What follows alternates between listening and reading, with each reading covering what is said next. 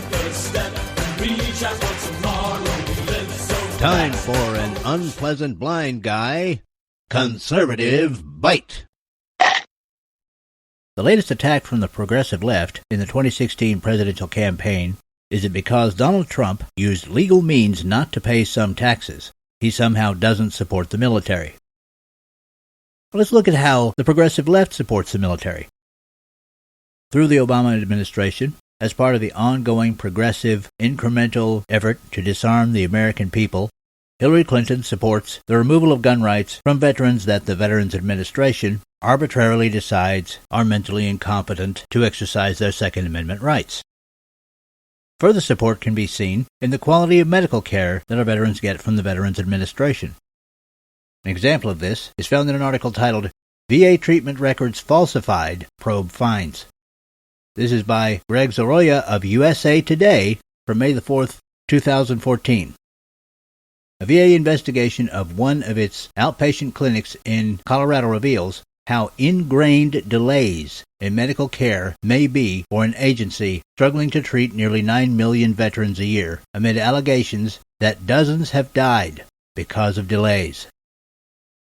Clerks at the Department of Veterans Affairs clinic in Fort Collins were instructed last year how to falsify appointment records, so it appeared the small staff of doctors was seeing patients within the agency's goal of 14 days, according to the investigation. And we see the further support through the Obama administration by Hillary Clinton for veterans in need of crisis intervention. In an article titled VA Suicide Hotline in Oscar-Winning Documentary Let's Calls Go to Voicemail by the same Greg Zoroya of USA Today from February the 15th, 2016. A VA suicide hotline movingly portrayed in an Oscar-winning documentary has allowed crisis calls to go into voicemail and has struggled with adequate staff training, according to an Inspector General investigation. Inspectors found problems occurred when calls were routed to backup crisis centers after staff at the Department of Veterans Affairs Suicide Hotline Center in New York State were taking all the calls they could handle. Hillary Clinton's support for our fighting men and women through the Obama administration does not just evidence itself when they're alive.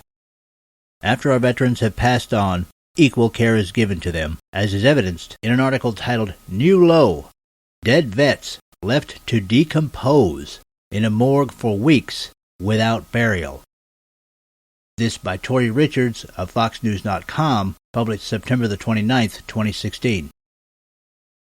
An Illinois Veterans Affairs hospital, already under fire for excessive wait times, festering black mold, and kitchen cockroaches, faces a new shame. The bodies of dead patients left unclaimed in the morgue for up to 2 months without proper burial, whistleblower documents allege. Now you can find stories backing all of this stuff up at UBG Contact on Twitter.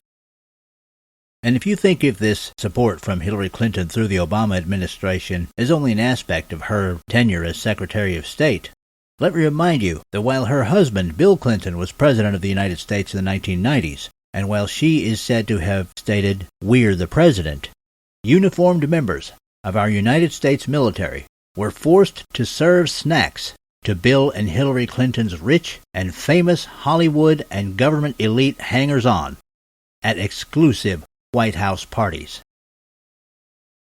Donald Trump may not have paid some taxes using legal means, but at least there were jobs for our fighting men and women when they came home from Trump companies. By contrast, Hillary Clinton, through her held offices and associations, have, quote-unquote, supported our military and veterans with humiliation, danger from crime and terrorism, lack of prompt medical care, life-saving crisis intervention that goes to voicemail, and their own corpses rotting away unburied and unhonored after they have died. People, I'm not saying that Donald Trump is the second coming or that he's going to fix everything.